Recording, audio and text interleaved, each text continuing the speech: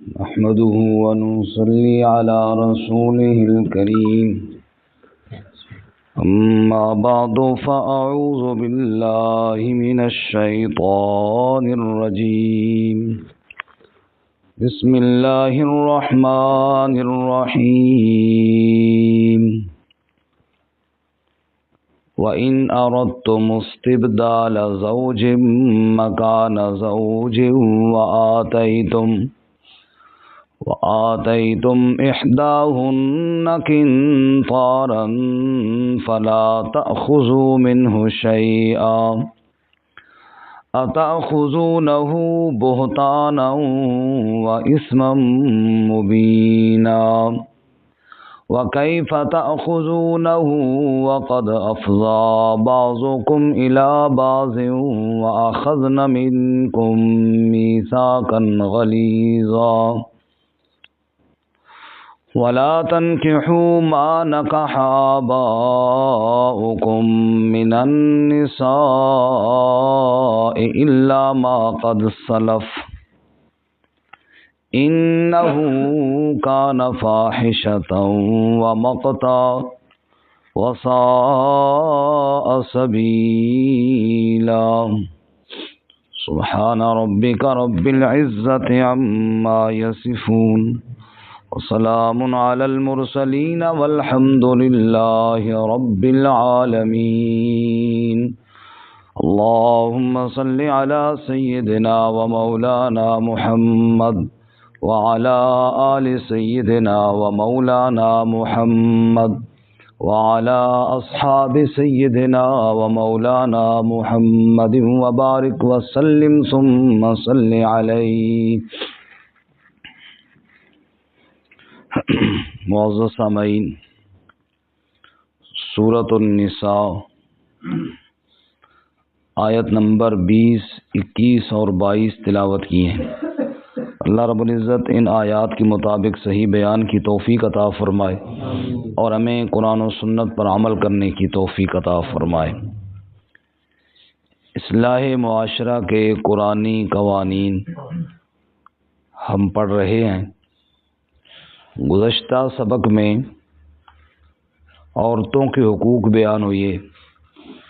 میراث میں عورتیں نہیں ملتی بلکہ مال ملتا ہے، اور ان کو اس لیے نہ روکو جو کچھ ان کو دیا ہے ان سے لے لو، بلکہ اچھائی سے اور حسن سلوک سے گزارا کرو. اگر ان کی کوئی بات ناپسند بھی ہے تو برداشت کرو، ممکن ہے اللہ اسی میں بہت بڑی بھلائی اور خیر عطا فرما دے. عورتوں کے حقوق ہی ہیں آج کے سبق میں بھی، اور مسئلہ یہ ہے کہ ایک آدمی کو اگر کوئی عورت ناپسند ہے، اور یعنی اس کی بیوی ہے لیکن اسے پسند نہیں کر رہا، اختلاف ہو گیا، پہلے تو اللہ نے فرمایا کہ گزارا کرو حسن معاشرت کے ساتھ، اچھے اخلاق کے ساتھ، لیکن نہیں بن رہی. آخر اسی بات پر ہی فیصلہ ہے کہ میں نے اس کو جدا کرنا ہے، اس کو طلاق دینی ہے. تو ایک آپشن وہ بھی تو ہے جدائی کا. اللہ تعالیٰ فرماتے ہیں اگر تم نے ارادہ کر ہی لیا ہے کہ اس عورت کو میں طلاق دوں گا اور کسی اور سے نکاح کرنا چاہتے ہو، اور اس عورت کو جس کو آپ طلاق دینا چاہتے ہیں مہر میں آپ نے بہت کچھ دے رکھا ہے، پہلے مکانات دیے، زیورات دیے، جیسا کہ عموماً ہوتا ہے ہمارے ہاں. اب تم چاہتے ہو کہ میں اس کو طلاق دے دوں اور کسی اور سے کروں، ساتھ ساتھ یہ بھی چاہتے ہو کہ وہ جو کچھ میں نے دیے ہوئے ہے وہ واپس لے لوں، وہ مکان اس کی طرف نہ جائے، وہ میرے پاس ہی رہ جائے، وہ پلاٹ جو میں نے لکھا تھا نکاح کے وقت وہ بھی اس کی طرف نہ جائے، میرے پاس ہی رہ جائے، وہ جو زیور دیا تھا وہ بھی میرے پاس ہی رہ جائے. تم یہ بھی چاہتے ہو؟ تو اللہ فرماتے ہیں دیکھو، کل تم نے معاہدے کیے آپس میں، کل تم نے زندگی گزارنے کے وعدے کیے، اور انہی وعدوں کی بنیاد پر یہ ساری چیزیں تم نے ان کو دی ہیں، اور آج تم طلاق بھی دے رہے ہو اور وہ سارا چیزیں بھی واپس ہتھیانا چاہتے ہو، تو یہ کام نہ کرو. اور کل کے سبق میں ہم نے پڑھا ایک صورت میں تم یہ چیزیں واپس لے سکتے ہو اگر وہ بدکاری کریں. اب اگر تم اس کو طلاق بھی دینا چاہتے ہو اور مال بھی لینا چاہتے ہو تو دوسرے الفاظ میں یہ مطلب ہوا کہ تم اس پر بدکاری کی تہمت لگا رہے ہو، کیونکہ بدکاری کی تہمت کے بغیر تو یہ مال لینا جائز نہیں جو تم نے اس کو دیا ہے. تو پھر تم تہمت جو لگا رہے ہو تو کیا اللہ سے ڈرتے نہیں ہو کہ ایک عورت کو طلاق بھی دے رہے ہو، اللہ کا عرش ہل جاتا ہے طلاق کے وقت، یہ کام بھی کر رہے ہو اور الٹا اس پہ تہمت بھی گویا کہ لگا رہے ہو، کیونکہ بغیر تہمت لگائے تو مال تو تم نے دیا ہے وہ جائز ہی نہیں تمہارے لیے لینا. تو ان کاموں سے اپنے آپ کو بچاؤ. کل ایک عدالت رب کی بھی آنے والی ہے جس میں تم نے پیش ہونا ہے، اور وہاں پر جو ظلم تم نے کیے ہیں نا، ان ظلموں ان مظالم کا تمہیں جواب دینا ہوگا. تو اس وقت تم کیا جواب دو گے؟ اور دوسری بات یہ ہے کہ کل تمہارا ایک اچھا وقت ہوا، تمہارے معاہدے ہوئی، عقد نکاح. اس سے بڑا اور معاہدہ کیا ہوگا کہ اس نے اپنی عزت آپ کے حوالے کی اور آپ نے اس کو اپنی عزت بنایا. آج اگر کسی بات پہ نہیں بن رہی، چلو جدائی کرنی ہے تو کرو، لیکن عزت سے کرو، احترام سے کرو. اس طرح نہ کرو کہ اس کی زندگی بھی برباد کرو اور اس پر تہمتیں اور الزامات بھی لگاؤ اور اس سے جناب عزت بھی چھین رہے ہو اور مال بھی چھین رہے ہو. تو یہ ڈاکے تو نہ ڈالو نا. کوئی معاشرے کے اندر اخلاق بھی تو ہوتے ہیں نا. تو ان آیات میں اللہ تعالیٰ نے یہ حکم ارشاد فرمایا جی. اب دیکھیے آیت مبارکہ کو. فرمایا وَإِنْ أَرَدْتُمُ اسْتِبْدَالَ زَوْجٍ مَكَانَ زَوْجٍ، اور اگر تم ارادہ کرو استبدال زوج، بیوی کو تبدیل کرنے کا، مکان زوج پہلی بیوی کی جگہ، یعنی اس کو طلاق دوں کسی اور سے کرنا چاہتے ہو. وَآتَيْتُمْ إِحْدَاهُنَّ قِنْطَارًا، اور حال یہ ہے کہ ان میں سے ایک کو، یعنی جس کو تم طلاق دے رہے ہو، اس کو تم نے دے رکھا ہے قنطار. قنطار کہتے ہیں بڑے خزانے کو، بہت کچھ دے رکھا ہے. جیسے میں نے مثال کے طور پہ کام زیور دیا ہے، پلاٹ دیا ہے، پیسے دیے ہیں، تم نے قنطار دیا ہے، بڑا خزانہ دے رکھا ہے. تو اللہ کا حکم تمہارے لیے یہ ہے کہ فلا تأخذوا منہ شیئا، اس میں سے کچھ بھی نہ لو، کچھ بھی. شیئن حقیر سی چیز، معمولی چیز، اس میں سے ایک پیسہ بھی نہ لو، بس اسے فارغ کرو اور جو چیزیں تم نے دی تھیں ان میں سے کچھ بھی واپس نہ لو. اتاخذونہ بہتانا و اسما مبینا، کیا تم لینا چاہتے ہو بہتان لگا کے یا واضح گناہ اپنے سر لے کر؟ تم لوگے تو یا تو بہتان لگاؤ گے یا یہ لینا، ایک طلاق دے رہے ہو اور دوسرا مال چھین رہے ہو، تو یہ واضح گناہ ہے نا. تو واضح گناہ کا بوجھ اپنے سر لے کر یہ مال واپس لے رہے ہو، تو کتنے دنوں تک یہ مال کھاؤ گے اور کب تک یہ مال چلے گا تمہارے پاس؟ اس لیے یہ کام ہرگز نہ کرو. وَكَيْفَ تَأْخُذُونَهُ، اور تم خود سوچو تم لے بھی کیسے سکتے ہو. وَقَدْ أَفْضَىٰ بَعْضُكُمْ إِلَىٰ بَعْضٍ، اور یقیناً پہنچ چکا ہے تمہارا بعض کی طرف. ایک ایسا جملہ ہے، اس میں اللہ تعالیٰ نے وہ پچھلے سارے تعلقات کی طرف اشارہ کیا. پہنچنے سے مراد وہ رشتے کے لیے پہنچنا، پھر نکاح کے لیے اکٹھا ہونا، پھر میاں بیوی کا تعلق میں اکٹھا ہونا، ساری باتیں اس میں آ گئی.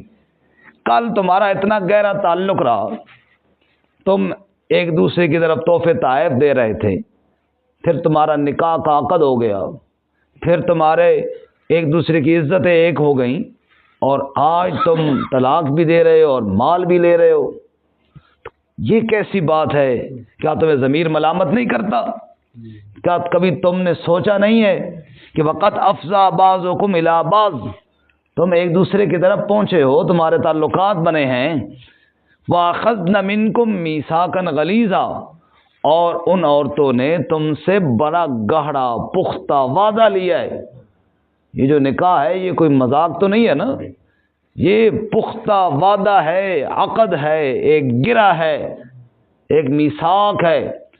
اور صرف میثاق نہیں، میثاقا غلیظا، بہت بڑا، بہت اہم، بہت گاڑا، بہت وزنی وعدہ ہے، اور آج تم آ کر اسے مذاق سمجھ کے یوں ہی ختم کر رہے ہو، اور مال بھی واپس لے بھائی جی ٹھیک ہے جی مال بھی میرا واپس کرو۔ تو ہرگز ایسی حرکت نہیں کرنی چاہیے، اللہ ہمیں محفوظ فرمائے۔ دیکھو اصلاح معاشرہ کے لیے اور عورتوں کے حقوق کے لیے اللہ تعالیٰ کتنی آواز اٹھا رہے ہیں قرآن۔ تو یہ تو الزام ہے نا کہ قرآن عورتوں کے حقوق ادا نہیں کرتا، یہ عورتوں کے حقوق تو ہے، پوری سورۃ النساء، نساء کا معنی ہی عورتیں۔ اس آیت مبارکہ کی روشنی میں ایک واقعہ ہے جو حدیث میں آیا ہے، حدیث کی کتابوں میں ہے۔ حضرت سیدنا فاروق اعظم رضی اللہ تعالیٰ عنہ،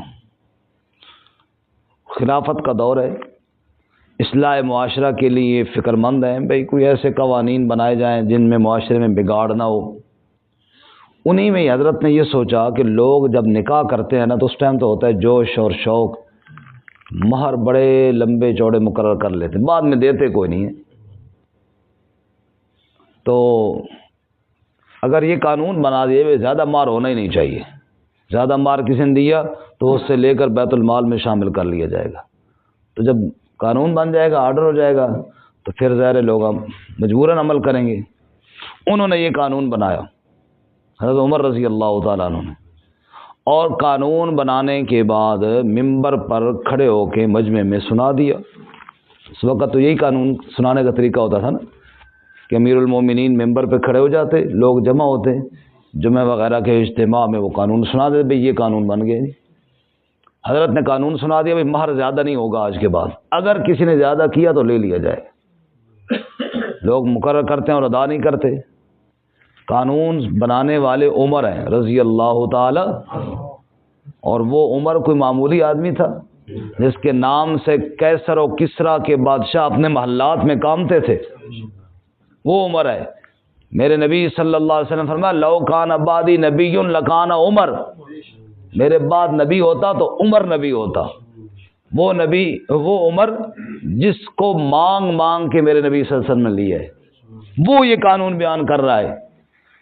اور قانون بیان کر کے ممبر سے نیچے اترے تو ایک عورت آئی، کھڑی ہو گئی عورت، اور حدیث کے الفاظ ہیں کہ لمبا سا اس کا قد تھا، پھٹے پرانے سے کپڑے، یعنی کوئی بہت، یہ نہیں کہ بڑے اونچے خاندان کی کوئی عورت تھی، سادی سی ایک عورت ہے۔ وہ بوڑھی بزرگ کھڑی ہوئی اور اس نے کہا امیر المومنین یہ والا قانون ہم آپ کا نہیں مانتے، یہ والا قانون ہم آپ کا نہیں مانتے۔ عمر نے فرمایا کیوں؟ یعنی جلال میں نہیں آئے، وجہ انہوں نے کہا جی اللہ تعالیٰ قرآن میں فرماتے ہیں، یہ پہلی آیت، وَآتَيْتُمْ إِحْدَاهُنَّ قِنْطَارًا، اگر تم نے بہت بڑا خزانہ بھی دیا ہو تو کچھ بھی نہ لو۔ اللہ خزانے کی بات کر رہے ہیں اور آپ پابندی لگا رہے ہیں بھی زیادہ نہیں دینا، تو آپ کی بات مانیں یا رب کی بات مانیں؟ عمر رضی اللہ مسکرائے اور سنا واہ میرے مالک، جو بات ایک عورت کو سمجھائی عمر کو سمجھ کیوں نہیں آئی؟ پھر ممبر پہ گئے، واہ عمر کیا بات ہے تیری، سبحان اللہ۔ ضد نہیں ہو نہ ہو نا بندے کو، تو بندے کو یہ نہیں ہوتا کہ یار میرا اسے مقام ہے، غلطی انسان سے ہو جاتی ہے نا۔ معصوم تو انبیاء علیہ السلام ہے، معصوم کون ہے؟ انبیاء ہے۔ اب میں روزانہ تقریر کرتا ہوں کہ میں کوئی ہر لفظ میرا ٹھیک ہے، نہیں، کئی دفعہ غلطیاں ہو جاتی ہیں۔ تو عمر پھر گئے ممبر پہ اور فرمایا اللہ تعالیٰ رحم فرمائے اس بیوی پر جس نے عمر کی اصلاح کر دی۔ عمر کو بات سمجھ میں نہیں آئی اور اس کو سمجھ میں آ گئی ہے، اور اس کی بات ٹھیک ہے، اور یہ کہہ رہی ہے کہ قرآن میں بڑے خزانے کا ذکر ہے، تو لوگوں میں اپنا قانون ختم کرتا ہوں، جو میں نے ابھی قانون بیان کیا تھا وہ کوئی نہیں ہے، سچی بات اور قانون وہی ہے جو رب نے قرآن میں فرمایا۔ ہاں میں اتنی بات کہتا ہوں کہ مہر اپنے حساب سے مقرر کیا کرو، اور جو مقرر کیا کرو وہ ادا کیا کرو۔ میرا مقصد بھی یہی تھا کہ ایسا مہر مقرر نہ ہو جو پھر بعد میں ادا نہ ہو سکے۔ بہرحال اللہ اس بی بی پہ رحم فرمائے جس نے عمر کی اصلاح کر دی، سبحان اللہ۔ آج میری کوئی غلطی نکالے تو میں جناب تپ جاؤں تو یہ تو غلط بات ہے نا جی۔ انسان سے غلطی ہو جائے مان لے، اس میں کوئی بڑی بات نہیں۔